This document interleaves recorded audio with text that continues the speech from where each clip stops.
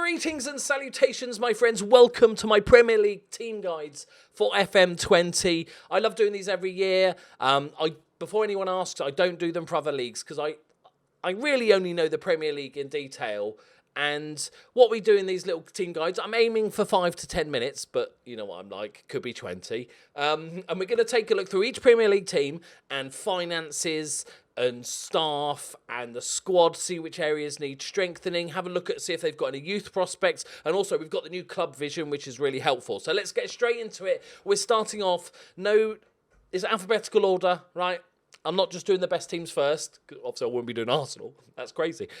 Straight away. Sorry, Arsenal fans. I'll try and keep the banter down to a minimum unless it's Man United video. Right, here we are. So, Arsenal Football Club expect us to play entertaining, attacking football and sign young players. I think pretty much everybody likes doing that, so that's good.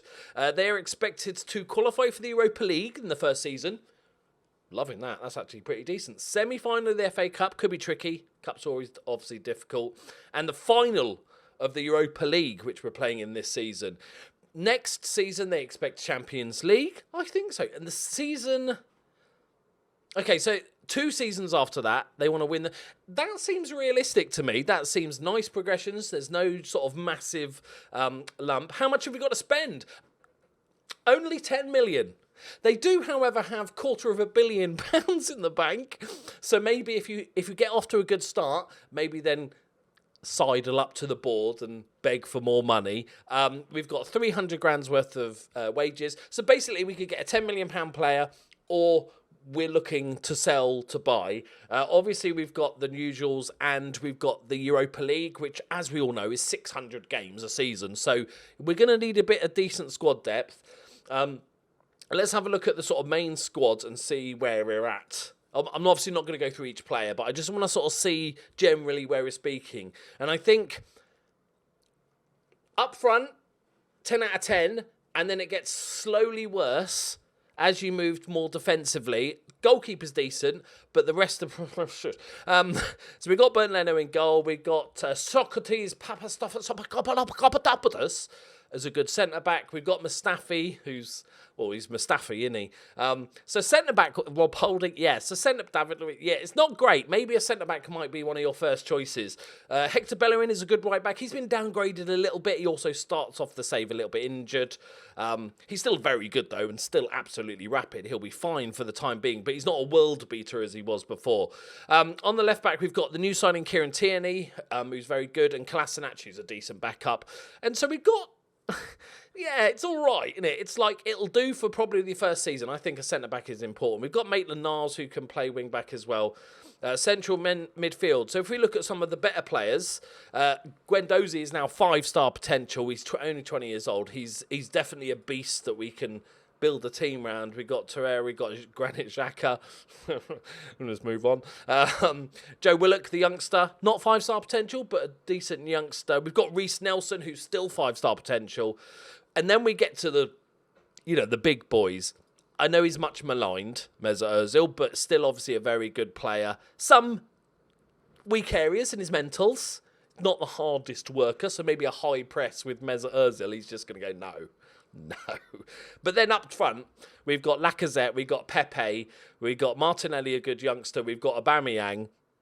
Pepe is pretty beastly. So up front, we're like perfect. Aubameyang's 30, but it's not good. But obviously not a massive amount of money to spend. But if we look in the under-23s, we have some special players. So we've got William Saliba, who's a 18-year-old centre-back who looks like he could become a beast. We've got Bukayo Saka, I definitely pronounced that right, who's an absolute monster. Some of these I'd put straight into the senior squad because then you can get mentoring and stuff. Probably all 3 of these.